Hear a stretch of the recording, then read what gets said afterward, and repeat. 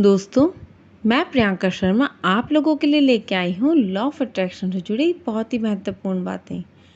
उम्मीद करती हूँ इन्हें सुनने के बाद आपके जीवन में ज़रूर बदलाव आएगा। तो आज जिस टॉपिक पर हम बात करने वाले हैं वो है नेवर कंप्लेन फॉर एनीथिंग। तो ये बहुत ही सिंपल है। जैसा कि सभी जानते हैं कि लॉ ऑफ अट्रैक्शन एक ऐसा कॉन्सेप्ट है जिसमें ये माना जाता है कि जो भी आप अपने दिमाग में सोचते हैं वही आपके जीवन में आता है। इसका मतलब है कि अगर आप अच्छे विचार रखते हैं तो आपके जीवन में भी अच्छी स्थितियां आती हैं, यानी कि अच्छे मोमेंट्स आते हैं। ये कॉन्सेप्ट थोड़ा कॉम्प्लेक्स लग सकता है, लेकिन जब हम इसे समझते हैं और अपनाते हैं तो इससे हमारे जीवन में बहुत सारे फ़ायदे होते हैं। जब हम कंप्लेंट्स नहीं करते तो हमारा दिमाग बहुत ही शांत और खुश रहता है। हम अपने जीवन में जो कुछ भी है उस पर ध्यान देते हैं जो अच्छा है, और इसे हम खुश रहते हैं। जब हम कंप्लेंट्स नहीं करते तब हम विचारों को भी बदल सकते हैं।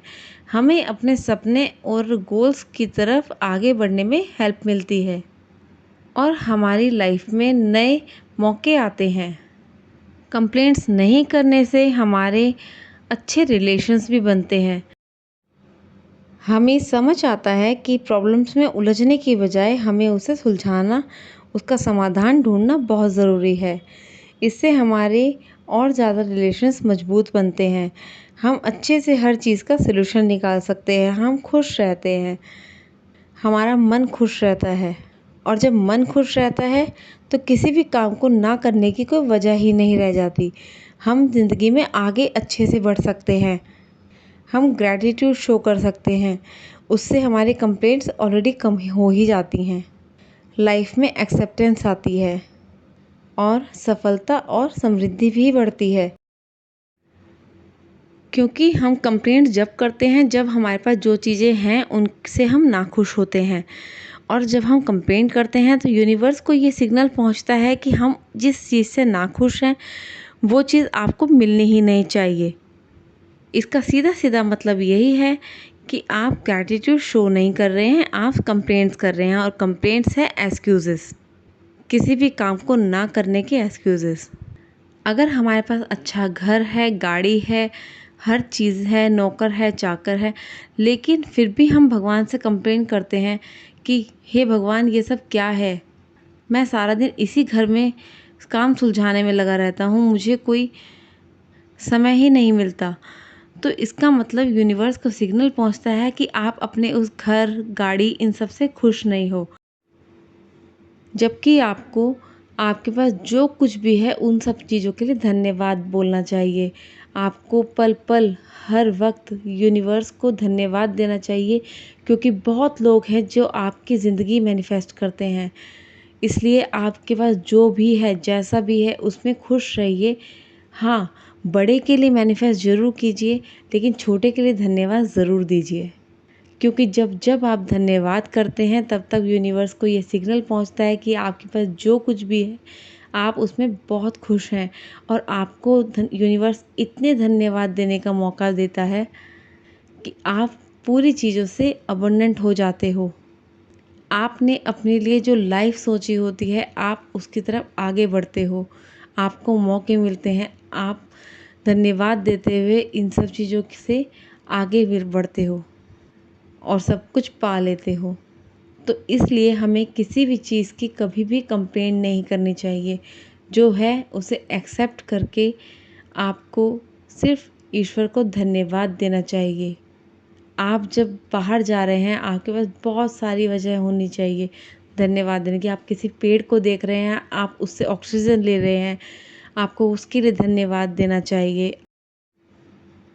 चलिए इसे एक बहुत ही बेहतरीन एग्जाम्पल के साथ समझते हैं। सोचिए, एक व्यक्ति है जिसका नाम रमेश है। रमेश का दिन सुबह से ही बहुत ख़राब शुरू होता है। जब वो उठकर अपनी रोज़ की शुरुआत करता है तो उसके दिमाग में सिर्फ शिकायतें ही आती हैं।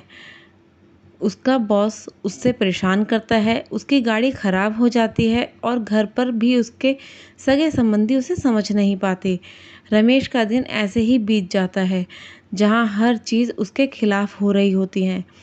वहीं एक दूसरा व्यक्ति होता है जिसका नाम सुरेश है। सुरेश का दिन बहुत ही अच्छा शुरू होता है, एक नई उमंग के साथ शुरू होता है। जब वो उठकर अपनी दिनचर्या को शुरू करता है, तो उसके दिमाग में सिर्फ अच्छे विचार और प्रगति के सपने होते हैं। उसका बॉस उसे एप्रिशिएट करता है, उसकी गाड़ी चलती है अच्छे से और उसके सगे संबंधी भी उसे अच्छे से विश्वास करते हैं हर चीज़ पर, उसे एप्रिशिएट करते हैं। और सुरेश का दिन ऐसा बीतता है जैसे कि हर चीज़ उसके साथ-साथ है। यहाँ रमेश और सुरेश दोनों के जीवन काफ़ी अलग-अलग हैं, लेकिन रमेश की शिकायतें उसके जीवन को और भी बुरा बना देती हैं, जबकि सुरेश की सकारात्मक सोच उसके जीवन को और भी सुंदर बनाती हैं। इसमें लॉ ऑफ अट्रैक्शन का बहुत ही ज़्यादा प्रभाव होता है। जो हम सोचते हैं वही हमारे जीवन में आता है। अगर हम कंप्लेंट्स करते हैं तो हमारे जीवन में नेगेटिविटीज़ आती हैं जो कि हम अट्रैक्ट करते हैं, और अगर हम कंप्लेंट्स नहीं करके हम ग्रैटिट्यूड करते हैं तो हमारे जीवन में पॉजिटिविटी आती है जो कि हम वही अट्रैक्ट करते हैं। तो आज की वीडियो आपको कैसी लगी कमेंट बॉक्स में ज़रूर बताइएगा। उम्मीद करती हूँ इससे आपके जीवन में ज़रूर बदलाव आएगा। धन्यवाद।